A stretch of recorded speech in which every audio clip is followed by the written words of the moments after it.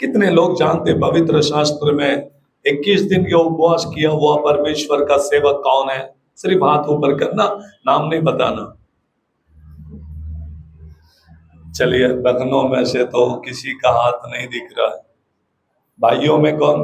भाइयों में अच्छा जी, एक। ओके। 21 डेज फास्टिंग किया हुआ परमेश्वर का सेवक, 3 सप्ताह, बाइबल में 3 वीक्स ऐसा लिखा है, वो है दानियल, परमेश्वर का सेवक दानियल। तो आज मैं इस 21 दिन के उपवास प्रार्थना के लास्ट डे मैं दानियल के बारे में बोलूंगा। दानियल के 21 दिन के उपवास और प्रार्थना के बारे में आज हम सीखने वाले हैं। क्यों दानियल 3 सप्ताहों तक लगातार उपवास कर प्रभु की महिमा करता रहा? What is the reason? क्या कारण है? क्यों दानियल प्रभु के सामने गया? हर व्यक्ति जब कभी उपवास करे, कुछ रीजंस को लेकर, कुछ कारण को लेकर प्रभु के पास में जाते रहे। पूरे पवित्र शास्त्र में उपवास करने के लिए कोई ना कोई रीजन है, लेकिन नए नियम की कलीसिया के लिए उपवास करने का कोई रीजन नहीं है। हमारे पास कुछ उद्देश्य होते हैं, हम इनके लिए प्रार्थना करें, उनके लिए प्रार्थना करें, लेकिन हमारा उपवास प्रार्थना करने का मुख्य उद्देश्य है कि हम आत्मिक रीति से प्रभु के सामने दिखाई दे, हमारी आत्मिक कमियों को, गतियों को हटाकर हम आत्मिक रीति से बल पाते हुए प्रभु के सामने जाए। आमीन, hallelujah.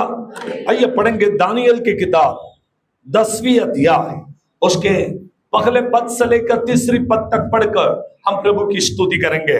The book of Daniel chapter 10, 1 से लेकर 3। हाँ। पारस देश के राजा कुस्त्र के राज्य के तीसरे वर्ष में दानियल पर भी कहलाता है। हाँ, दानियल का दूसरा नाम बेलशस्सर, हाँ, तो वो भी कहलाता है। हाँ, एक बात प्रकट की गई। हाँ, वह बात सच थी। ऐसे मुझ पर एक बात प्रकट की गई। हाँ, वह बात सच थी कि बड़ा युद्ध होगा, एक बड़ा युद्ध होने वाला है। उसने इस बात को जान लिया।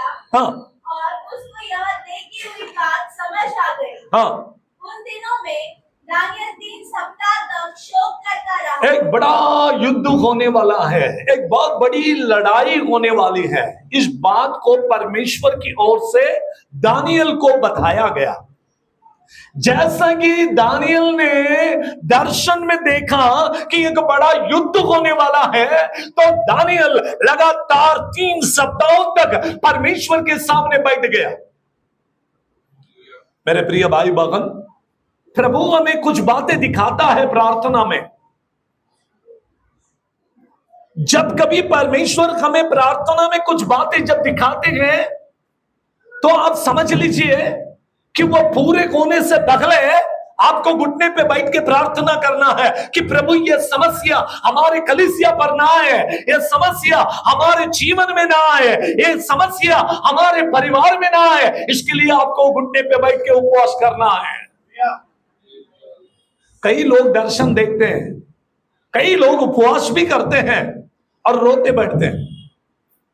हमने उपवास में ऐसा देखा, हमने दर्शन में देखा, हमने स्वप्न में देखा, हमारे घर में ऐसा हो रहा है, एक व्यक्ति को ये हुआ है, वो हुआ है, एक्सीडेंट हुआ है, पानी में गिरा है, वो हो गया। कई लोग मेरे साथ में इन बातों से बात करते रहते, पास्टर साहब हमने दर्शन देखा, हमने स्वप्न में देखा है, हमने ये देखा, वो देखा, और रोते हैं।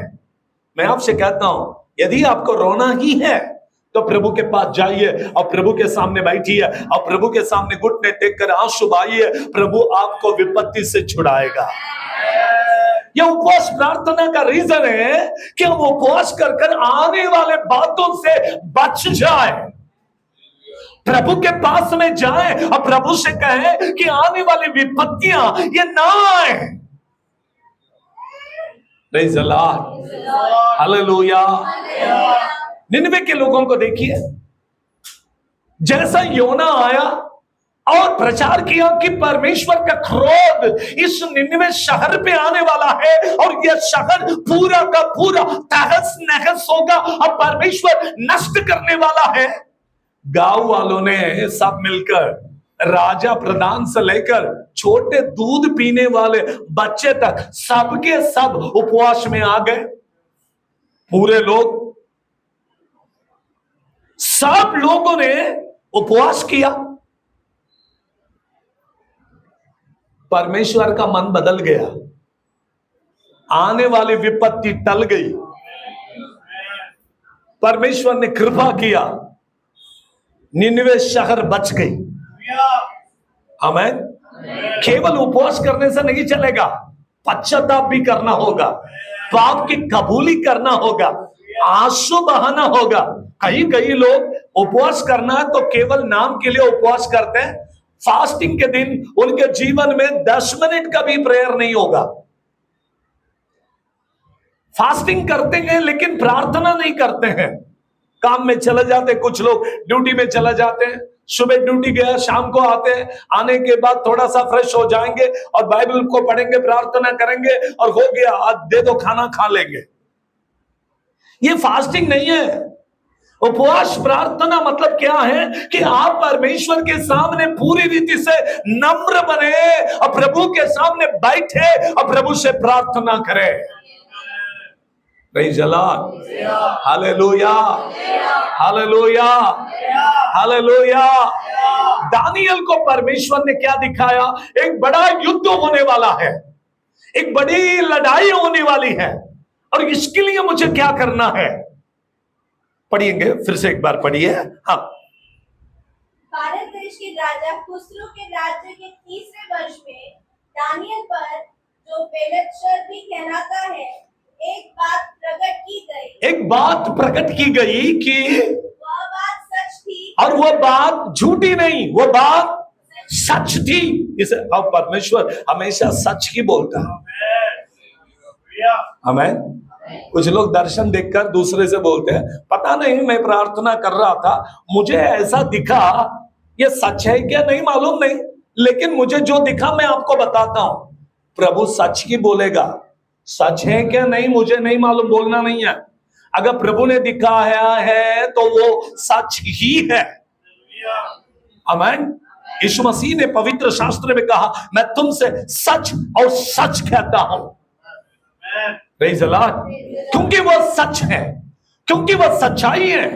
मार्ग, सत्य एवं जीवन केवल यीशु है। आमीन, हालेलुया, हालेलुया। उपवास प्रार्थना केवल एक रीति नहीं है। उपवास प्रार्थना परमेश्वर की योजना को जानने के लिए एक आत्मिक व्यक्ति के जीवन में रखने वाली प्यास है। समझ में आ रहा है आपको? उपवास प्रार्थना ये एक क्या नहीं है, रीति नहीं है, एक ट्रेडिशनल बातें नहीं है कि नहीं सब लोग कर रहे इसलिए हम करना है। अब मैं 21 दिन के उपवास में था, मैं मुंबई में, पुणे में कई लोगों से मिलता था। लोग ये कौन सा उपवास है? लोग मुझसे पूछते थे, अन्य जाति के लोगों ने भी पूछा, बाहर वाले भी मुझसे पूछते, ये कौन सा उपवास है? आप लोग का उपवास तो अप्रैल मई में होता है, ईस्टर के टाइम में 40 दिन का फास्टिंग होता है, ये आप बीच में कोई उपवास कर रहे हैं? परंपराओं को पालन करने के लिए प्रभु ने मुझे नहीं बुलाया। जिस दिन मेरे मन को लगे कि मुझे उपवास करना तो मैं कर देता हूं। हालेलुया। नहीं, अभी ही करना है तभी करना, बाइबल में कभी भी नहीं लिखा है कि अभी करो।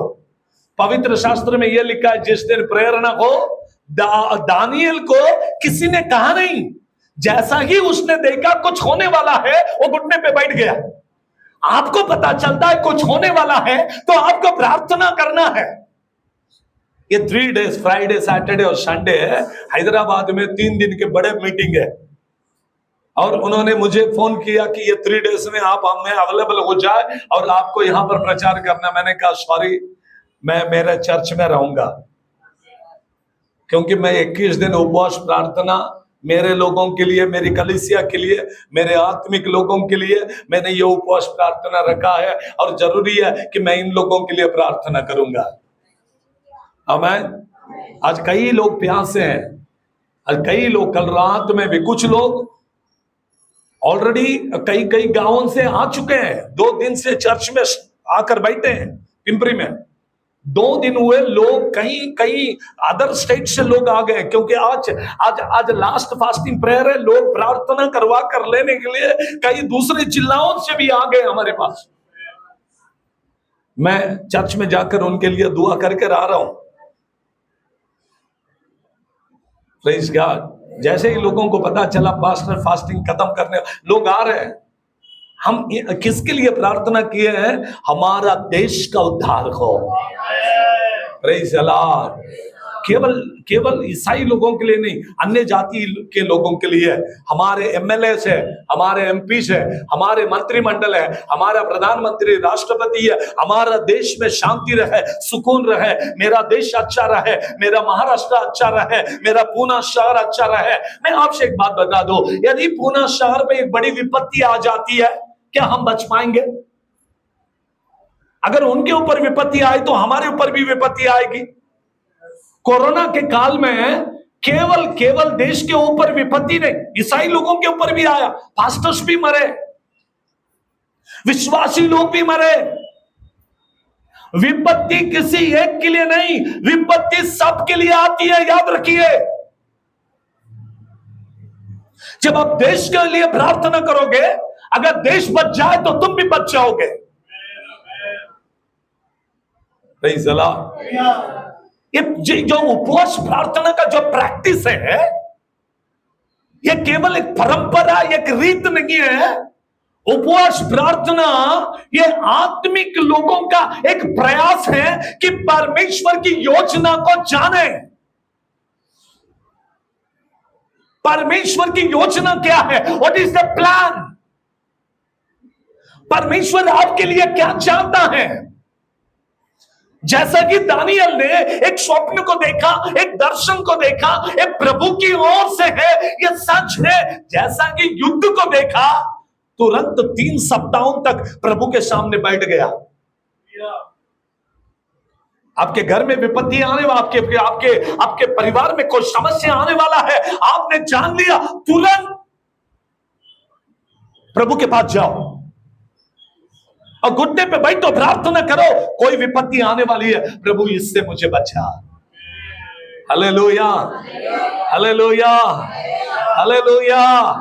आइए पढ़ेंगे परमेश्वर का पवित्र वचन से। एक बात को मैं आपके सामने रखना चाहता हूं। दानियल पहले 10वें अध्याय का 1 से लेकर 3 वचन तक हम पढ़ने वाले हैं। जी पढ़िएगा। हाँ, वही दानियल 10:1 से। हाँ, भारत देश के राजा हाँ, के राज्य के 3रे वर्ष में दानियल पर, हाँ, जो बेलतशस्सर भी कहलाता है, हाँ, एक बात प्रकट की गई। हाँ, वह बात सच थी। वो बात सच थी। हाँ जी, आगे। कि बड़ा युद्ध होगा। बड़ा युद्ध होगा। उसने इस बात को जान लिया। हाँ, अब दूसरी बात। पहली बात क्या है? दानियल बड़ा बोझ से प्रभु के सामने 3 सप्ताहों तक बैठ गया। इट इज मैं अब उसके अंदर से कुछ डिवाइड कर कुछ बातों को बताऊंगा। उसमें से पहली बात है, दानियल 3 सप्ताहों तक उपवास क्यों किया? 1, पहली बात, दानियल बड़े बोझ को रखने वाला प्रभु का सेवक है। अपने लोगों के लिए, अपने शहर के लोगों के लिए, वहां पर परमेश्वर को जानने वाले लोग और सच्चे परमेश्वर की आराधना करने वाले यहूदी लोग कितने थे? 4 लोग। वो 3 और ये एक 4, चारों ही थे। फिर उपवास करने की जरूरत नहीं थी। हम चारों लोग गुलाम हैं इस देश में, पकड़ कर लेकर आए और हमको एक अच्छा पोजीशन देकर रखा। लेकिन ये गांव हमारा नहीं है, ये देश हमारा नहीं है। देखिए आप, हम लोग कोई गांव में जाते हैं, वहां पर कोई भी नहीं, हम अकेला है, तो हम बोलते कि जाना दो, हमें क्या करना है, हमें क्या लेना देना है, हम तो यहाँ पर नए आए, हमारा क्या संबंध है इस गांव से, इस चर्च से हमारा क्या संबंध है, इस शहर से हमारा क्या संबंध है। हम तो परदेसी है, आ गए और तुरंत चले जाएंगे। कई कई लोगों को देखता हूं मैं, किसी के घर में अगर कोई आते हैं तो हमारा क्या लेना है, पास्टर साहब हम लोग 2 दिन के लिए आए, हम तो चला जाएंगे। दानियल अगर ऐसा सोचता तो बिल्कुल भी उपवास प्रार्थना नहीं करता। दानियल जिस शहर में गया उस शहर को अपना समझा। दानियल जिस गांव में गया उस गांव को अपना समझा। पौलुस कहता है मैं रोम में गया तो मैं रोमियों जैसा रहा। मैं जिस जिस शहर में गया वहां वहां उस शहर के लोगों के जैसे रखने लगा। हमें क्या लेना है? आप यदि आपके भाई के घर में गए तो आपके भाई के परिवार के लिए प्रार्थना करो। हमें क्या करना है, 2 दिन आगे, हम 2 दिन के बाद जाने वाले, हम तो मेहमान हैं। नहीं, आपको प्रभु ने यदि उनके घर में भेजा तो उनके घर के लिए बोझ के साथ प्रार्थना करो। आप जिस घर में जाओगे और प्रभु यदि आपको उस घर के बारे में कुछ बताए तो आपको क्या करना है, उस घर के लिए प्रार्थना करना है। Praise the Lord. जिस किसी शहर में जाओ उस शहर के लिए प्रार्थना करो। हम परदेसी है, हम 2 दिन के मेहमान हैं, हमें कोई लेना देना नहीं है। ऐसा होता तो हमें प्रभु ने क्यों बुलाया मेरे भाई मेरे बहन। हम ये जमीन के ऊपर परदेसी है, ये हमारा गांव नहीं है। हमारे गांव अमेरिका नहीं है, इंग्लैंड नहीं है, हमारा गांव इजराइल नहीं है। हमारा गांव सियोन नगर है जहां पर यीशु मसीह रहता है। हम इधर केवल हम ही नहीं, इस पृथ्वी पर रखने वाला कोई भी व्यक्ति वो परमानेंट यहां पर सिटीजन नहीं है। सबको जाना है। फिर हम क्यों करें? हमें प्रभु ने बोझ की आत्मा दी है, हम बोझ के साथ प्रार्थना करते हैं। रोमियों के पत्र उसके 8वें अध्याय का 26वें पद में लिखा है। रोमियों के पत्र उसके 8वें अध्याय का 26वें पद में ऐसा लिखा है, इसी रीति से हाँ, आत्मा भी हमारी दुर्बलता में, आत्मा भी हमारे दुर्बलताओं में सहायता करता है, हमें सहायता करता है, क्योंकि हम नहीं जानते हैं प्रार्थना की स्थिति हम कैसे प्रार्थना करें, हमें मालूम नहीं है। इसलिए आत्मा हमारे पक्ष में होकर, हमारे साथ में होकर हमारे लिए विनती करता है। Praise the Lord. प्रार्थना सिखाता है, प्रार्थना सिखाने वाली आत्मा। प्रार्थना, आइए पढ़ेंगे हम एक वचन को जो लिखी हुई बात को, कैसे पवित्र आत्मा इस्राएलियों के ऊपर परमेश्वर ने भेजा। उन बातों को पढ़कर हम प्रभु का धन्यवाद करते हैं। जकरिया नबी के ग्रंथ 12वीं अध्याय 10वीं पद। जकरिया 12वीं अध्याय का 10वीं। मैं दाऊद के घराने और यरूशलेम के निवासियों पर अपनी अनुग्रह करने वाली और प्रार्थना सिखाने वाली आत्मा उंडेलूंगा। देखिए आज कई लोगों को प्रार्थना कैसे करना है नहीं मालूम। कुछ लोग परंपराओं के हिसाब से प्रार्थना करते हैं, कई लोग उपवास भी परंपराओं के हिसाब से करते हैं। कल मैं मुंबई में था तो कुछ लोग मुझे जूस ला कर दिए। मैंने कहा कि नहीं, मैं नहीं पीऊंगा। बोला नहीं, सब चलता है, जूस भी चलता है, फ्रूट्स भी चलता है, सब चलता है, खाओ, कुछ नहीं होता। मैंने कहा नहीं, मैं कुछ नहीं खाता हूं, जूस भी नहीं पीऊंगा, सिर्फ चाय पीता हूं, क्योंकि प्रचार करूं, पानी और टी, ये दोनों छोड़कर तीसरी चीज को नहीं लेता हूं। नहीं नहीं चलेगा। मैंने कहा अगर ये चलेगा तो सब चलेगा, फिर सब खाओ, सुबह से लेकर शाम तक खाते ही रहो फिर, क्योंकि फास्टिंग है। और मैं आपसे बोलता हूं कि जितना भूख उपवास में लगता है उतना भूख नॉर्मल लाइफ में नहीं लगता। लोग सुबह से लेकर इतना चरते रहते, खाते रहते, पेट भरता ही नहीं। फिर मुंह देखेंगे तो इनका मुंह रोता हुआ ही रहेगा। प्रभु के बच्चों को हमेशा फ्रेश रहना, इसलिए बाइबल में लिखा है जब भी तो उपवास करे अपना मुंह धोया कर, अपने सर को तेल लगाया कर। दो चीज याद रखना, सिर पर क्या लगना है? तेल, और मुंह पर, हाँ, मुंह धोते रहो, नहीं तो मुंह सूखा सूखा रहेगा। Praise God, hallelujah. पवित्र शास्त्र तो कहती है, लेकिन हमारे लोग अभी मुंह नहीं धो सकते क्योंकि सब लोग अच्छा तैयार करके मेकअप होके आए हैं। हाँ, अगर इन लोग एक बार पानी मारेंगे तो पूरा मेकअप निकल जाएगा, इनका ओरिजिनलिटी बाहर आएगी। इसलिए वचन तो कहती है कि उपवास के दिन में तुम अपने मुंह को धोते रहना, हमेशा पानी मारते रहना। जितना आप पानी मुंह पर मारोगे उतनी ताजगी आएगी। अब देखिए, आप सोचकर, यीशु मसीह ने यदि कोई बात कहा है तो वो हमारे अच्छाई के लिए कहा है। मैं उपवास प्रार्थना के लिए बोल रहा हूं, आपके मेकअप से मुझे कोई लेना देना नहीं है। हमें फास्टिंग में कैसा होना चाहिए? मनुष्य हमेशा फ्रेश होना चाहिए। आमीन, हालेलुया। कल रात में मैं मुंबई से आ रहा था, हम लोग कार में थे, 7-8 लोग थे पूरे। तो उन्होंने मुझसे कहा, पास्टर साहब, हम लोग सुबह भी खाए, दोपहर को खाए, शाम को भी खाए, हम सबसे फ्रेश आप ही है, आपने कुछ खाया नहीं। मैंने कहा मेरा फ्रेशनेस एक ही है। क्या है मेरा फ्रेशनेस मालूम है?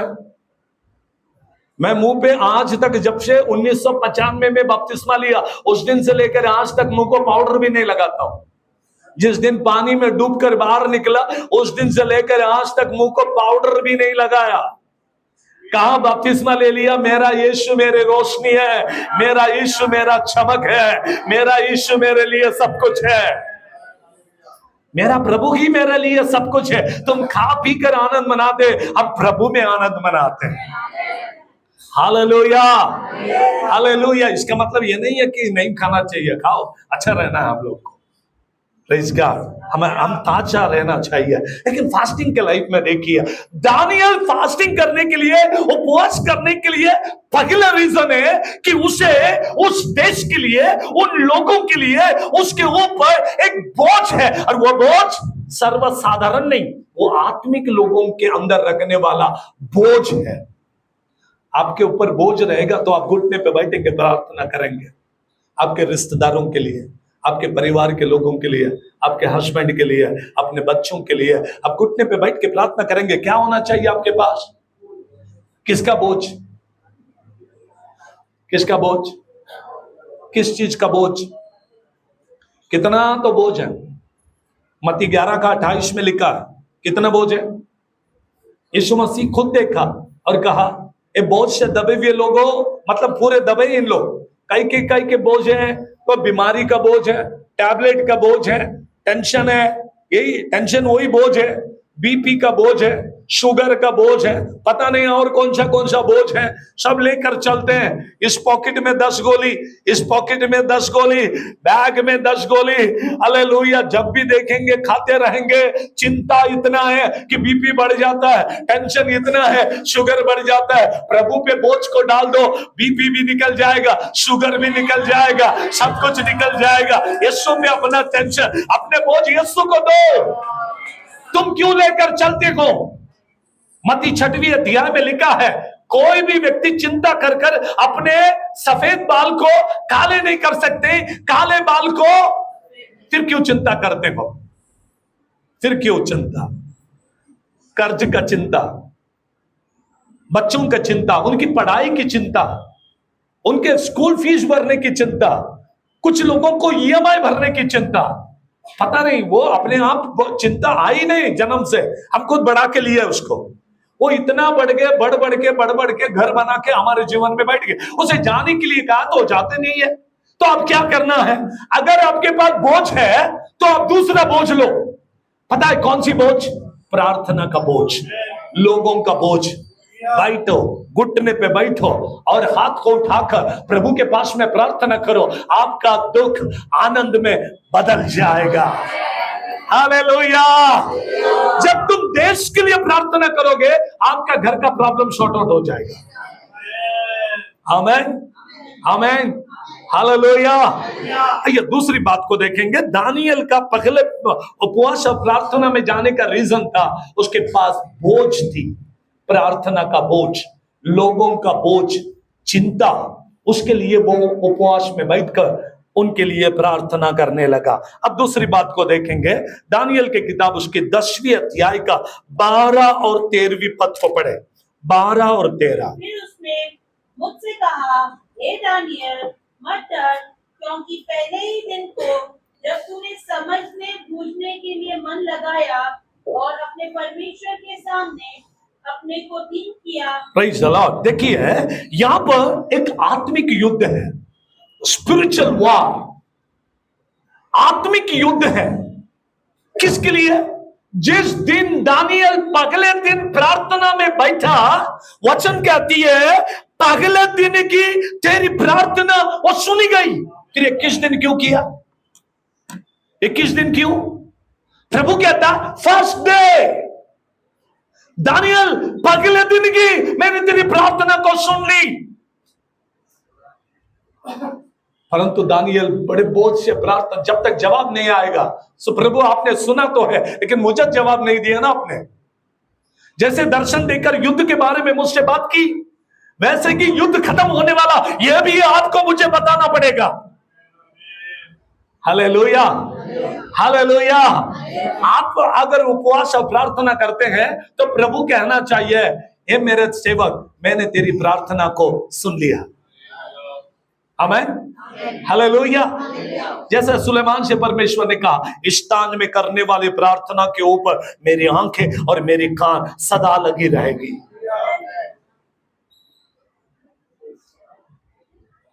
मैं साधु येसुदास इनके घर को गया, तमिलनाडु में।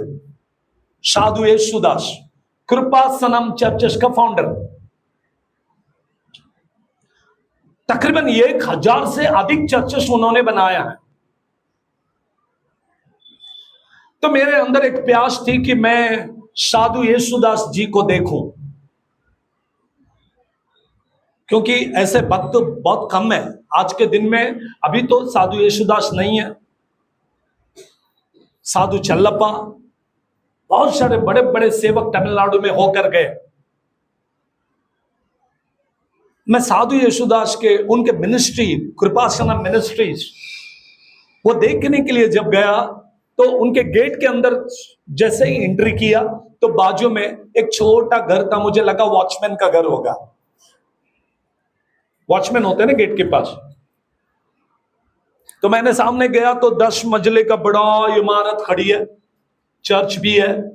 तो मैं वो इमारत के पास गया तो वहां के लोगों से बातचीत की, उन्होंने मुझे इमारत दिखाया, पूरा चर्च देखा। सब होने के बाद मेरे अंदर एक उमंग था कि मैं साधु येसुदास जी को देखूं, उनके घर को देखूं। उन्होंने मुझे सब कैंपस दिखाया लेकिन साधु येसुदास को नहीं दिखाया। मैंने उनसे कहा कि मेरा मकसद क्या है आपको मालूम है?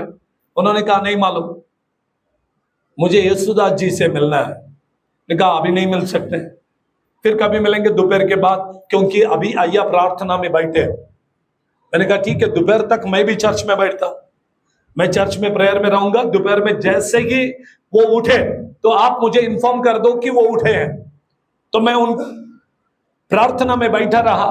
दोपहर में लोग आए और कहे कि अभी उठे हैं, 1 घंटे भर के लिए सिर्फ वो उठेंगे, उसके बाद वापस वो प्रेयर के लिए जाएंगे, तो आपको मिलना है तो तुरंत मिलिए।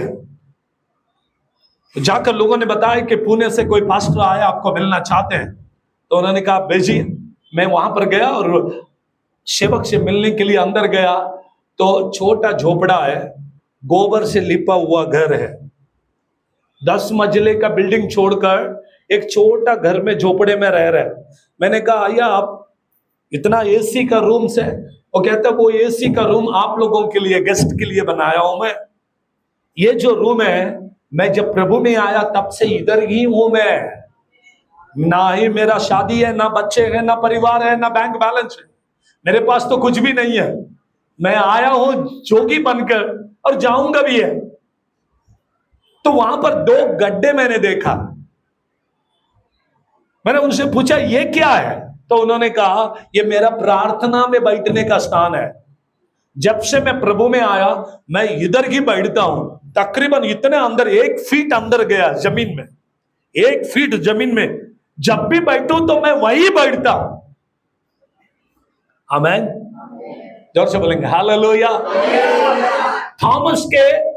थॉमस को के समाधि को देखने के लिए यदि आप चेन्नई जाएंगे तो पेरुमलाई और चिन्नमलाई ऐसे दो पहाड़ है। तो पहला, सबसे पहले छोटा पहाड़ है, वहां पर पहाड़ के अंदर एक गुफा है और वहां पर थॉमस घुटने पे बैठ के प्रार्थना किया। उसके दोनों घुटने के पत्थर में निशानी है, पत्थर में। मैं कभी कभी प्रभु से सोचने लगा, प्रभु साधु यीशुदास जी के घर में गड्ढे हैं और थॉमस ने पत्थर पे प्रार्थना किया, पत्थर में गड्ढे हो गए। ये भक्त लोग कैसे प्रार्थना किए होंगे, कैसे घुटने पे बैठे, इसलिए इन्होंने जवाब को पाया। मैं थॉमस के, जहां पर थॉमस घुटने पे बैठा, वहां पर मैं घुटने पे बैठ के प्रार्थना करके आया। और जैसे ही उस स्थान को देखा, मेरा मन आनंदित हुआ, मेरा मन झूमने लगा,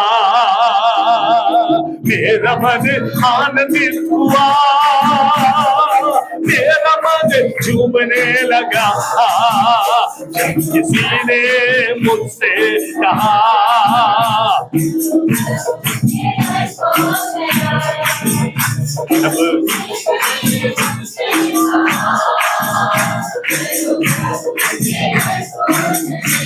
हालेलुया। मतलब प्रभु के सेवकों का प्रार्थना करने का रीजन देखिए है, ये सेल्फिश लोग थे। मतलब इनके पास कोई स्वार्थ नहीं था। ये अपने लिए नहीं, ये अपने परिवार के लिए नहीं, ये देश के लिए प्रार्थना करने वाले लोग हैं। क्यों परमेश्वर दानियल की प्रार्थना पहले दिन सुना? रीजन नंबर 1, स्वार्थ नहीं है। क्या नहीं है उसमें? अपने लिए कुछ नहीं चाहिए। फिर क्यों प्रार्थना? प्रभु इस देश को बचा, इस देश पे विपत्ति ना आए। आमीन।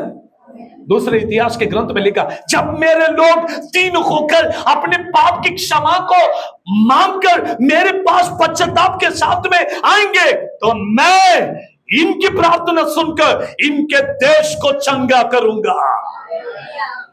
Praise the Lord, hallelujah, hallelujah. जी आगे पढ़ेंगे, वहीं पर पढ़ेंगे, आगे के वचन को पढ़िए जी। परमेश्वर के सामने हाँ, अपने को दीन किया, उसी दिन तेरे वचन सुने गए। हाँ, और मैं तेरे वचनों के कारण आ गया हूँ। हाँ। पारस के राज्य का प्रधान, पारस राज्य के प्रधान 21 दिन तक मेरा सामना करता रहा, इसलिए मुझे 21 दिन तक उसके साथ में लड़ना पड़ा। मैंने उसके बारे में पढ़ने लगा, ये पारस के राजा कौन है? तो डिटेल में जब गया तो तब पता चला ये पारस का राजा नहीं, ये दुष्ट आत्मा था, ये शैतान की शक्ति है जो परमेश्वर के दास के साथ में लड़ने के लिए पहुंचा।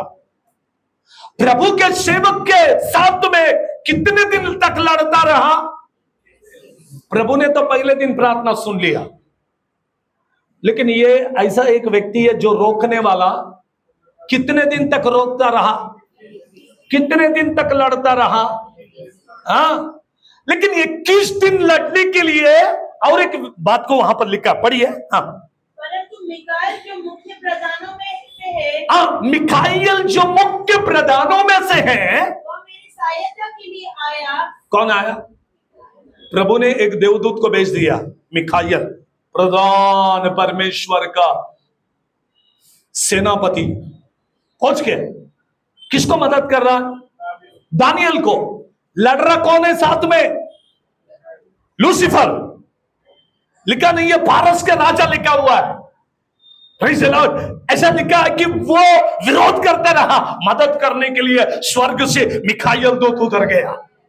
21 दिन तक फास्टिंग में लड़ाई चल रही है, 21 दिन में युद्ध चल रहा। प्रभु कहता मैंने पहले दिन तेरे प्रार्थना सुन लिया, लेकिन लड़ाई रुकी नहीं, इसलिए दानियल 21 दिन तक हमेशा हर दिन ना रुकते हुए लड़ता रहा।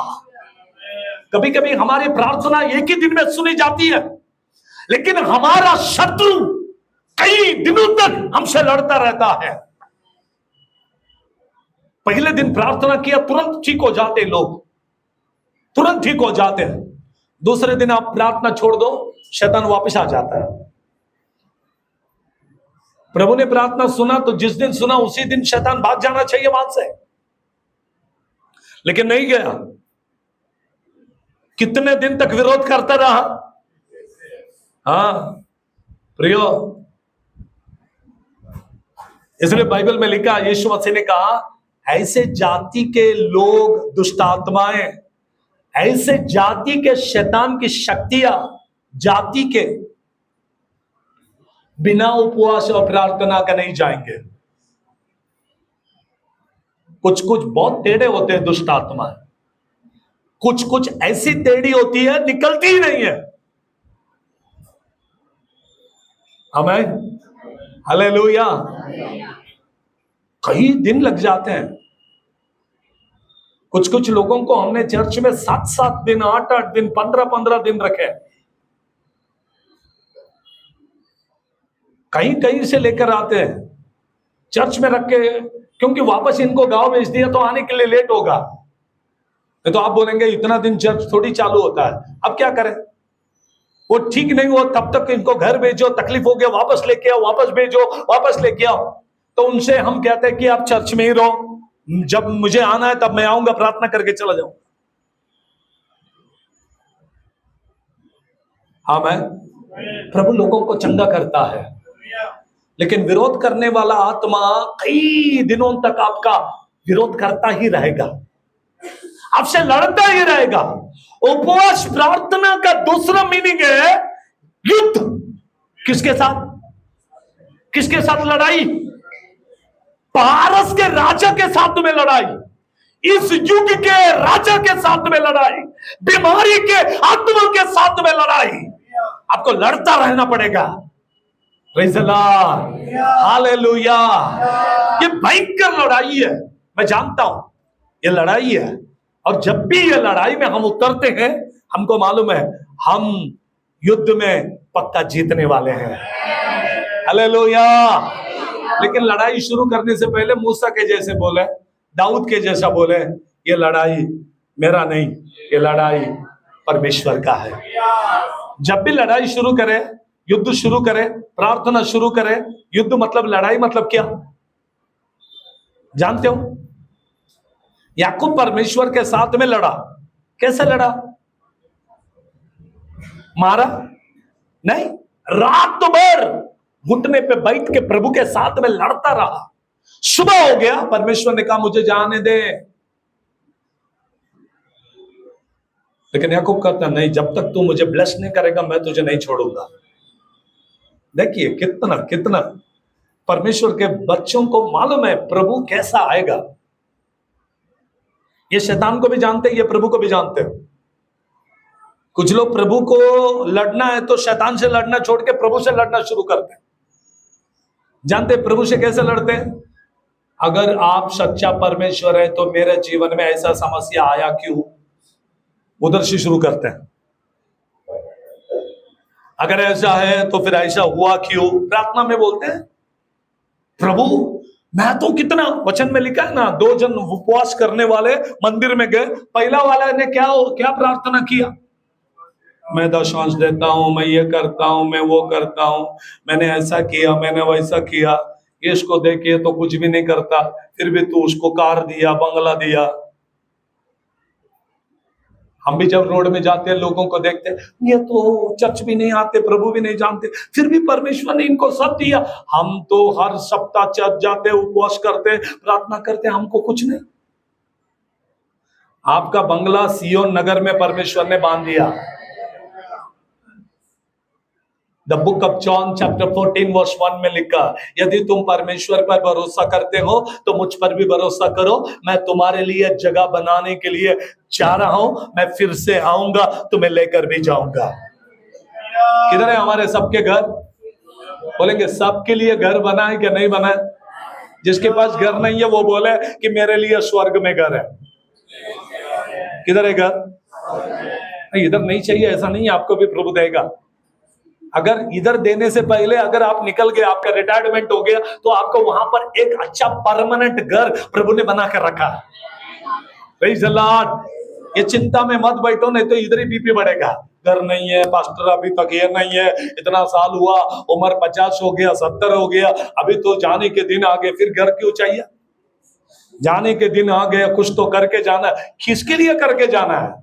जो रह रहे वो कर लेंगे, तुम जाओ, तुम्हारा घर तैयार है।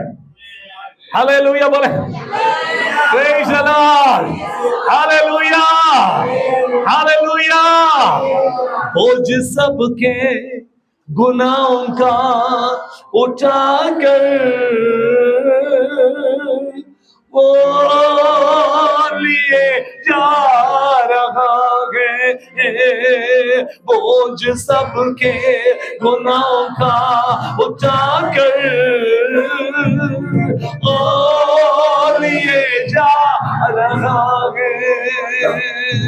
हालेलुया। हम सबका बोझ एक ही बार प्रभु ने लेकर गया, अब कोई चिंता करने की जरूरत नहीं है। आमीन, हालेलुया। अगर आपको बोझ के साथ में बैठना है तो बैठिए, वो है प्रार्थना का बोझ। पड़ोस वाले को हाथ देकर बोलिए, आज तक प्रार्थना नहीं किया तो आज के बाद करना है।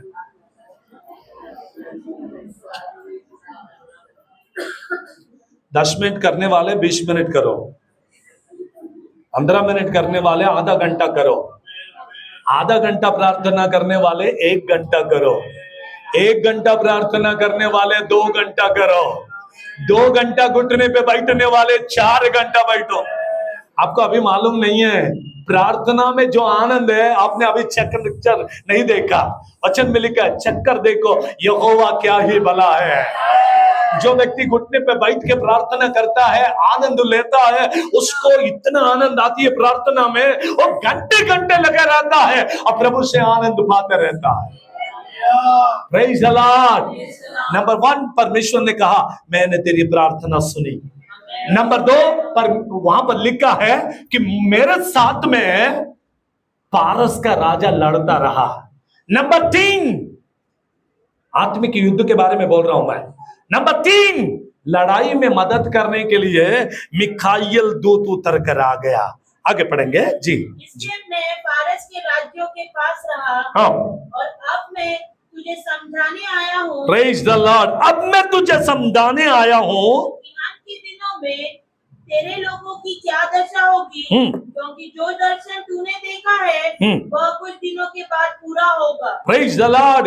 पूरा होने वाला है। 19वें पद को पढ़ेंगे, 10वें अध्याय का 19वें पद। और उसने कहा, हे अति प्रिय पुरुष, ए अति प्रिय पुरुष, मत डर, मत डर। देखिए देखिए, ये दानियल परमेश्वर के सामने ऐसे ही नहीं बैठा। अब यहां पर परमेश्वर कहता अति प्रिय पुरुष। 21 दिन उपवास में बैठ के इसका हाल उसी को मालूम है। आज भी कई लोग उपवास में बैठते हैं। कुछ लोग मुझसे कहते हैं कि हमारा दानियल उपवास है। मैं उनसे पूछने लगा वो दानियल का उपवास मतलब क्या? तो उन्होंने मुझसे कहा कुछ नहीं, हम लोग सब खाते हैं, सिर्फ 21 दिन तक मटन मच्छी छोड़ देते हैं। क्रिश्चियन लोग बहुत डेंजर है, कब कौन सा चीज को क्या नाम रखेंगे पता नहीं। हालेलुया। किसी भी चीज को कुछ भी नाम रखेंगे और खुद खुश हो जाते हैं। इनको प्रभु खुश हो रहा है ये नहीं मालूम, ये खुद अपने आप में खुश रहते हैं। मैं कहता हूं कि अपने आप में तो खुश होना है, लेकिन आपके जीवन के द्वारा प्रभु भी खुश होना चाहिए। दानियल ने मटन मच्छी छोड़ दिया, लेकिन आपको नहीं बोला छोड़ने के लिए। आपको छोड़ना है तो छोड़ सकते हैं। अगर कहीं पर अन्य जाति के लोग हैं और वो लोग नहीं खाते हैं, तो उनके बीच में जाकर नहीं हम क्रिश्चियन लोग हैं, हम खाते ही है, तुम भी खाओ, तो वो प्रभु को नहीं जानेंगे। आपका काम क्या है मालूम है? अगर किसी व्यक्ति को तकलीफ होता है तो आप उस व्यक्ति को जबरदस्ती नहीं करना, उसके साथ में मिलकर प्रभु का धन्यवाद करना। आमीन।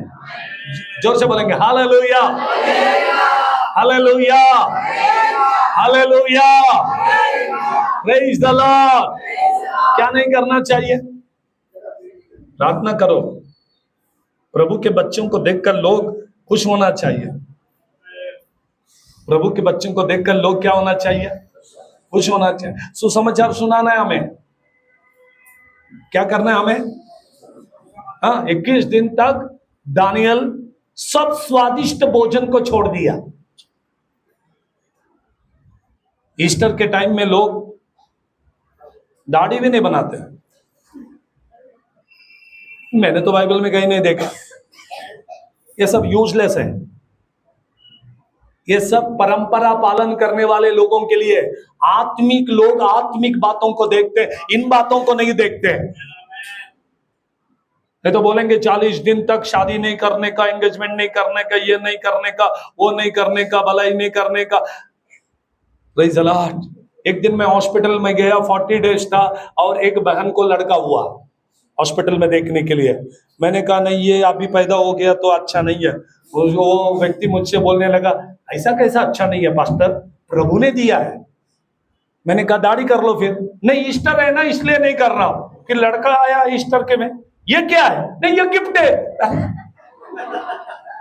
प्रभु गिफ्ट कभी भी देगा। प्रभु के लिए वार, हफ्ता, दिन कुछ नहीं। हमारे लिए अशुभ दिन ही नहीं है। याद रखिए, 365 दिन में सबके सब शुभ दिन है हमारे लिए।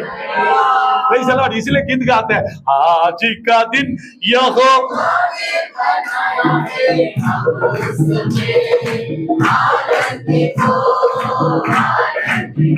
हालेलुया। कौन सा दिन है? आज का दिन। सब दिन प्रभु ने बनाया। कोई भी दिन दूसरा किसी ने नहीं बनाया, सब दिन प्रभु ने बनाया। इसलिए हम लोग आनंदित होना चाहिए। हालेलुया। तीसरी बात को देखेंगे। पहली बात, दानियल आत्मिक बोझ के साथ में रहने वाला व्यक्ति। दूसरा, आत्मिक युद्ध में रहने वाला व्यक्ति। तीसरी बात को पढ़कर प्रभु का धन्यवाद करेंगे। दानियल 10वीं अध्याय का 19वीं पद में परमेश्वर की ओर से आश्वासन। हाँ, पढ़िए। हे अति प्रिय पुरुष, हाँ, मत डर, तुझे शांति मिले। हाँ, तू दृढ़ हो। हाँ, और तेरा हियाव बंधा रहे। हाँ, जब उसने यह कहा, हाँ, तब मैंने हियाव बांध कर कहा, हाँ, हे मेरे प्रभु, अब क्या है, क्योंकि तूने मेरा हियाव बंधाया है। अब तूने कह दिया, जब तक तुम मुझसे बात कर तू मुझे नहीं छुड़ाएगा, तब तक मैं कैसे बलवान होकर बैठूंगा। टेंशन ही है, क्योंकि लड़ाई है। देश के ऊपर बहुत बड़ा युद्ध होने वाला है। 12वीं पद में से आगे पद में हमने पढ़ा तो वहां पर लिखा बहुत बड़ा लड़ाई है। यहां पर परमेश्वर खुद आकर कहता है, डरना नहीं, मैं तेरे साथ हूं। Praise the Lord. किसके साथ है? हमें क्या? अति प्रिय पुरुष। 21 दिन उपवास करने के बाद प्रभु कहता कि तू मेरे लिए प्रिय नहीं, तू मेरे लिए अति प्रिय है। अति प्रिय पुरुष, तू डरना नहीं, मैं तेरे साथ में रहूंगा। लड़ाई ये तेरी नहीं, ये लड़ाई ये मेरी है। उपवास प्रार्थना करने के बाद हम जब हार जाते हैं, प्रभु कहता है अब क्यों हार रहा है? इतने दिन मुझे विवश किया ना, अब ये लड़ाई मेरी है। मत डर, मैं तेरे साथ रहूंगा। आमीन। एफेसियों के पत्र उसकी 6वीं अध्याय का 12वीं पद में लिखा है, the book of Ephesian chapter 6 verse. हमारा ये युद्ध लहू और मांस के साथ में नहीं, प्रधानों से, अधिकारियों से। किनके साथ में लड़ाई? ये दुनिया के लोगों के साथ में हमारी लड़ाई नहीं। हमारी लड़ाई किसके साथ है? दुष्ट आत्माओं के समूह के साथ हमारी लड़ाई। शैतान की आत्माओं के साथ में हमारी लड़ाई।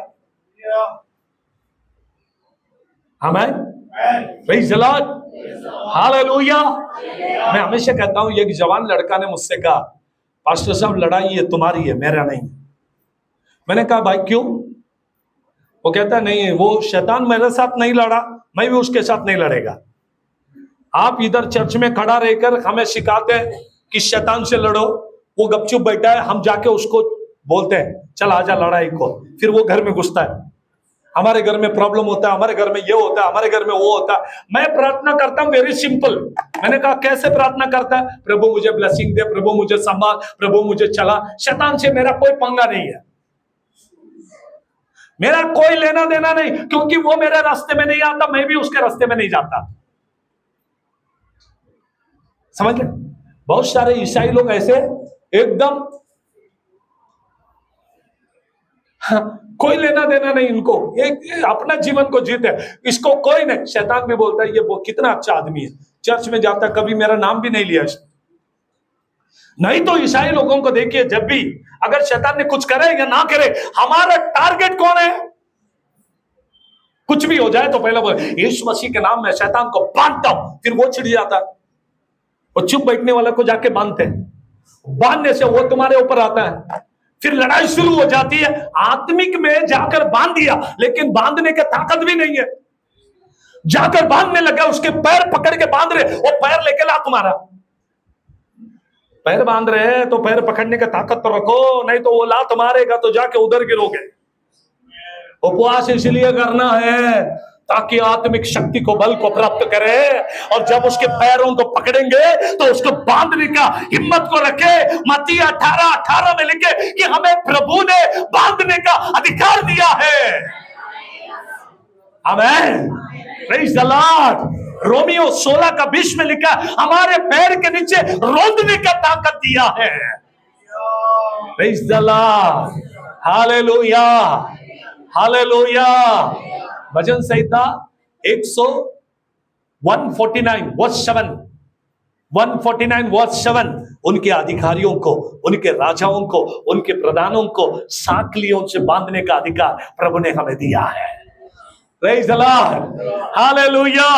आइए पढ़ेंगे कुरिन्थियों के पत्र में से एक पद को पढ़े, दूसरी कुरिन्थियों 10वीं अध्याय की 4 पद। क्योंकि हमारी लड़ाई के हथियार शारीरिक नहीं, हमारी लड़ाई शारीरिक नहीं, पहले एफएससी में लिखा।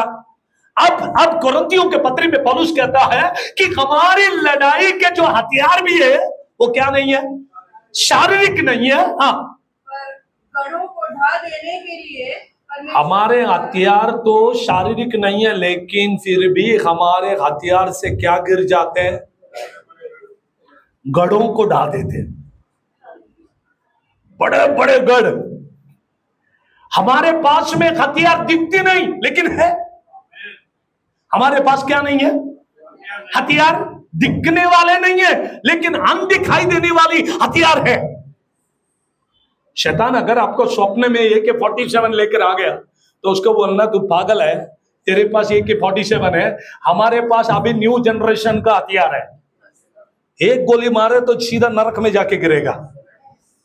आमीन। शैतान को सबसे डर लगने वाली चीज मालूम है क्या है? उसका भविष्य। मैंने किताब को पढ़ा, केरल का एक बहन नॉर्थ इंडिया में हॉस्पिटल में काम कर रही थी। हॉस्पिटल पूरा गिरा हुआ था, ज्यादा पेशेंट भी नहीं आते थे।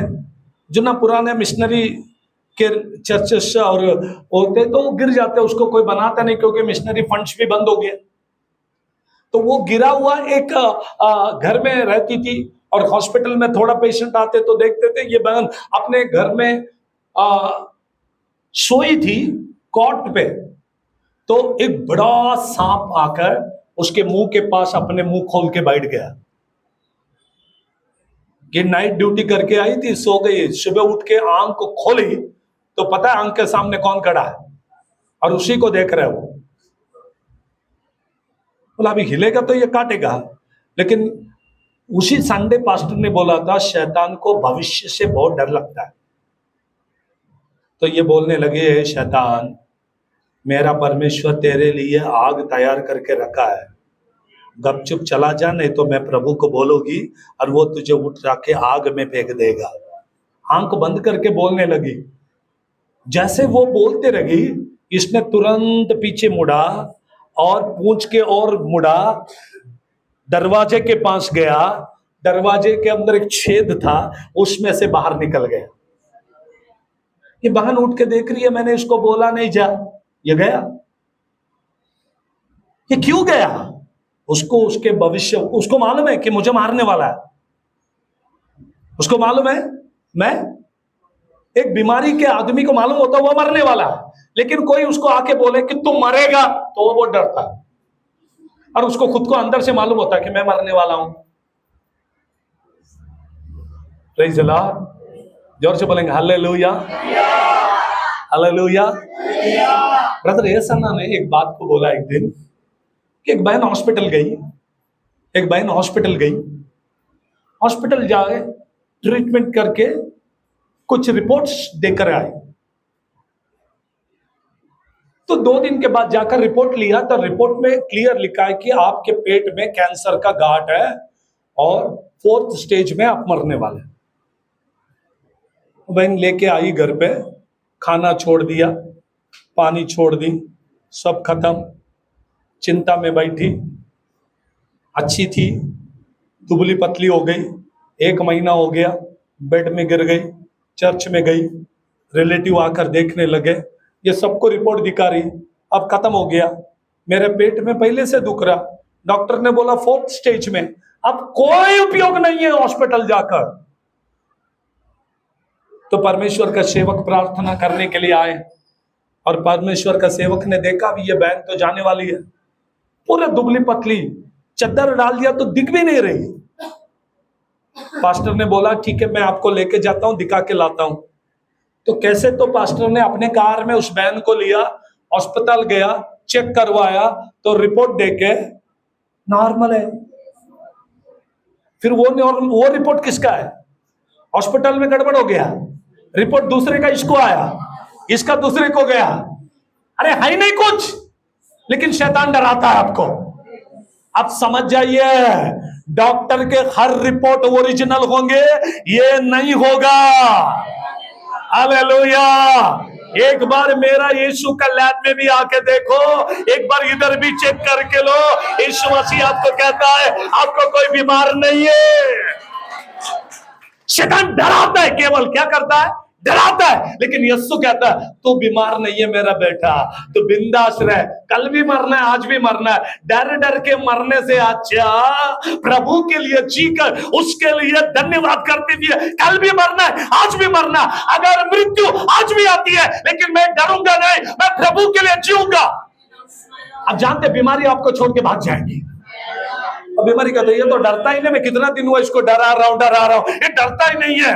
उससे बोलो हम तो शेर का बच्चा है, मेरा बाप यहूदा वंश का सिंह है, तो उसके बच्चे कौन है? ये छोटे छोटे बीमारी से, छोटे छोटे परेशानी से हम लोग डरते नहीं है, मेरा बाप मेरे साथ है।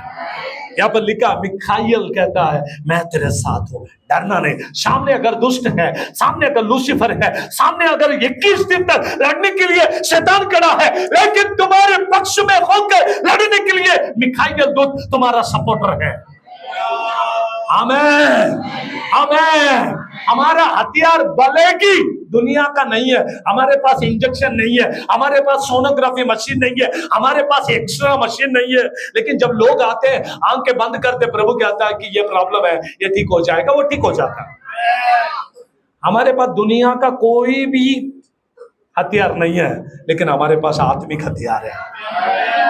आमीन। हाँ, जो किसको गिराता है? गढ़ों को ढा देता है। कितना भी बड़ा परेशानी हो आज ही तोड़ डालेगा। वचन में लिखा है ये ऊंचे पहाड़, तू कौन है जो मेरा सेवक के सामने खड़ा होगा? मैं तुझे समतल भूमि बनाऊंगा। पहाड़ से परमेश्वर कहता, इसका मतलब ऊंची पहाड़ नहीं, पहाड़ के जैसे आपके जीवन में खड़ी रखने वाले वो समस्या, वो बीमारी, वो वेदना, वो दुख, वो दर्द जो आपके सामने आकर खड़ा है, आप कहते हैं ये कभी नहीं जाएगा लाइफ में। लेकिन वचन में लिखा है तू कौन है जो मेरा सेवक को तकलीफ दे रहा? परमेश्वर कहता मैं तुझे क्या बनाऊंगा? इसके लिए जेसीबी लाके तोड़ने की जरूरत नहीं। गड़ गड़ गड़ गड़ गड़ गड़ 4 महीना लगा, 5 महीना लगा, नहीं, इतना दिन नहीं लगेगा। परमेश्वर कह देगा ये पहाड़ अब खत्म हो जाए। हालेलुया। ये पहाड़ टल जाएगा, ये पहाड़ टल जाएगा, ये पहाड़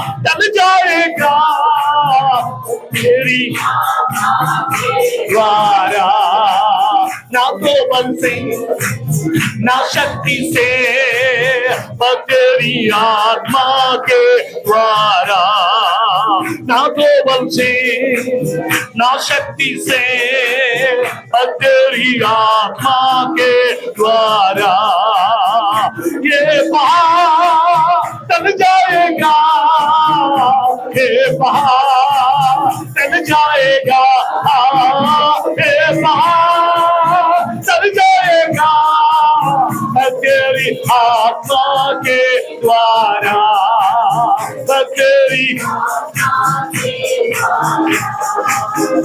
आइए आखिरी बात को देखकर मैं प्रभु के पास लेकर जाऊंगा। दानियल की किताब 10वीं अध्याय का 5 और 6, 10वीं अध्याय का 5 और 6वीं पद को पढ़े। तब मैंने आंखें उठाकर देखा, दानियल कहता है मैंने अपने आंख उठाकर देखा कि सन का वस्त्र पहने हुए, किसके वस्त्र पहने हुए? सन के वस्त्र पहने हुए और उपास देश के कुंदन से कमर बांधे हुए एक पुरुष खड़ा है। एक पुरुष खड़ा है। हाँ, उसका शरीर हाँ, फिरोजा के समान, हाँ, उसका मुख बिजली के समान, उसकी आंखें जलते हुए दीपक की सी, उसकी बाहें और पांव चमकाए हुए पीतल के से, और उसके जानते आपको, आप जानते ये कौन है? The book of Revelation chapter 1 verse में लिखा यही व्यक्ति वो है, और वही व्यक्ति आज हमारे बीच में भी है। Praise the Lord. शायद आपको नहीं मालूम, आपके सामने आपके बाजू में आपको लगता होगा आपका बेटा बैठा, आपकी माँ बैठी, आपकी बहन बैठे, आप उनके बाजू में बैठे, आपके हाथ उनके ऊपर होगा, आपको लगा वो है, लेकिन प्रभु कहता मैं तेरे बाजू में बैठा हूं। Hallelujah, hallelujah. आंखें बंद करके उसके हाथ में हाथ देकर बोलो कभी तो बोलो। 19वीं वचन के अंदर प्रभु ने कहा डरना नहीं, मैं तेरे साथ हूं। ये वही व्यक्ति है जो 5वीं वचन में दानियल के सामने आके खड़ा हो गया और कहता है दानियल 21 दिन का ये फास्टिंग प्रेयर, जो व्यक्ति तेरे साथ लड़ रहा है, तू डरना नहीं, मैं तेरे साथ हूं। आई एम विथ यू, मैं तेरे साथ हूं। आमीन, हालेलुया। कैसे देखने वाला व्यक्ति दानियल प्रभु को देखने वाला व्यक्ति बन गया। क्या आज आप फास्टिंग में प्रभु को कभी देखा? आपने देखा? नहीं देखा? मैं हमेशा एक गीत को गाता हूं, मैं गवाही भी देता रहता हूं। एक दिन मैं कोल्हापुर गया, कोल्हापुर। हाँ, वहां पर लोग, मालूम है कोल्हापुर में क्यों जाते लोग? पहलवान होने के लिए। जवान लड़का लोग उधर जाएंगे तो उधर सब तालीम होते, तालीम में सबके इतने बड़े हाथ होते हैं, हमारे हाथ इतने, उनके इतने बड़े। मेरे 4 हाथ मिलके उसका 1 हाथ होगा। वो इतने मजबूत लोग हैं। उधर प्रचार करने लगा तो एक लड़का उड़ी मारते मारते आया, वो भी उतना ही बड़ा है। वहां का पास्टर बोला सावधान, ये जब आता है नया प्रीचर लोग को इधर पकड़ता है, ऐसा फेंक देता है। तभी तो मैं बहुत ऐसा पतला था, मैं डर गया, सच बोल रहा हूं, डर गया मैं, क्योंकि ये पास्टर ने सबसे पहले मुझे डरा कर खड़ा किया। ये तो बोलना चाहिए कि आप प्रार्थना कर रहे हैं, बिंदास प्रार्थना करो, कुछ नहीं, प्रभु देख लेगा। इसने बोला नहीं, थोड़ा सावधान ना, वो लड़के से बहुत मजबूत है, और वो तालीम करने वाला लड़का, उसके अंदर दूसरे तालीम करने वाले बहुत दुष्ट आत्मा है। स्तोत्र, हालेलुया। जैसे ही वचन बताने के लिए खड़ा हो गया तो वो ऐसे जेंट्स बैठे थे, बहन लोग भी बैठे थे, वो उधर से उठ के आ गए मेरे सामने ऐसा। तो मैं उसको देखने लगा, पता नहीं यही है क्या, 2 है, दूसरा होगा या यही है, पता नहीं। तो मैं पास्टर की तरफ देखकर पास्टर ने मेरे को बोला तोचे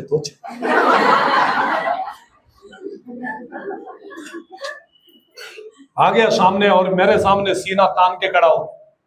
मैंने कहा अभी खत्म, मुझे डाल देगा ये।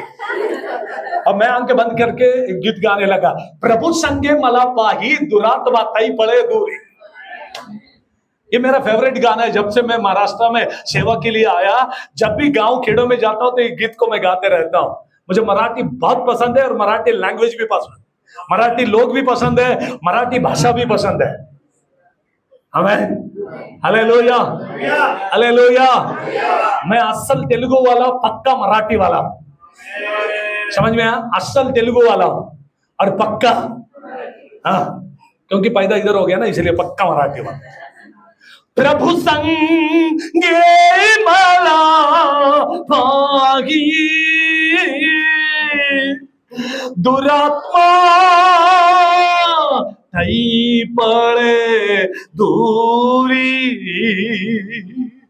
गडे सामर्थ्य मोहाचे, उरे को नी कुटे वैरी।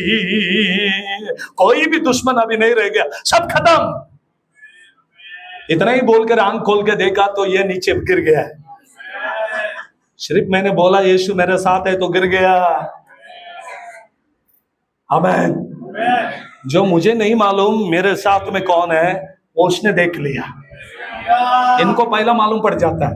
किसको मालूम पड़ता है?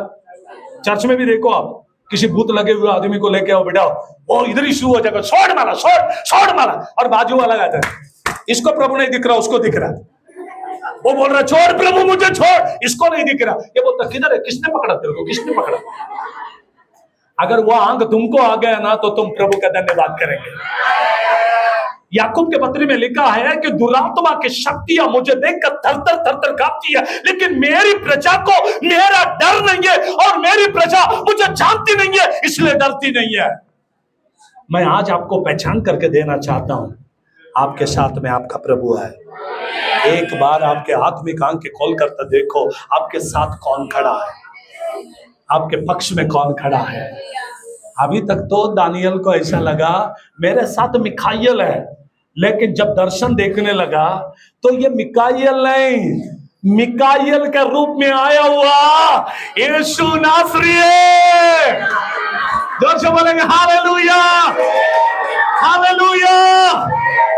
अगर शैतान आपको स्वप्न में आता, आपको दर्शन में आता, आपको कहीं भी कुछ भी तकलीफ देने के लिए आता, आपके सामने खड़ा होके चिल्लाता है, वचन में लिखा है कि वो गरजने वाले हैं सिंह के, लेकिन सिंह नहीं है। सिंह, अब बाइबल ठीक से पढ़िए, वहां पर लिखा वो सिंह के, हाँ तो आंख खोल के देखो वो चूहा है। बोलो शैतान चूहा है। डरने वाले लोग बोलेंगे नहीं नहीं मैं नहीं बोलता, नहीं तो घर आके फाड़ देगा वो। शैतान कौन है और हम कौन है? यहूदा वंश सिंह के बच्चे हैं, यहूदा वंश सिंह यीशु के बच्चे हैं, हम गरजते हैं। Praise the Lord. आज ये 21 पूरा 21 दिन का उपवास प्रार्थना आज खत्म होती है। यहाँ पर दानियल का भी उपवास खत्म, हमारा भी उपवास खत्म। आमीन। बता दिया आपका फास्टिंग प्रेयर का प्रार्थना पहला दिन ही प्रभु ने सुन लिया। 21 दिन तक शैतान विरोध करता रहा, लेकिन दानियल बोझ के साथ में प्रार्थना करते रहा। प्रभु ने पहले दिन प्रार्थना सुना, इसलिए प्रार्थना छोड़ा नहीं, लगातार प्रार्थना करते रहा। इसलिए थिस्सलुनीके को पत्र में लिखा है निरंतर प्रार्थना करते रहो, लगातार प्रार्थना करते रहो, आत्मा में प्रार्थना करते रहो। Hallelujah, praise the Lord. प्रार्थना में हमेशा बनते रहो, आत्मा प्रार्थना की आत्मा को पाते रहो। जब तुम प्रार्थना करने में थक जाओगे, तुम्हारे पक्ष में पवित्र आत्मा प्रार्थना करेगा। आमीन। कितने लोग खुश है?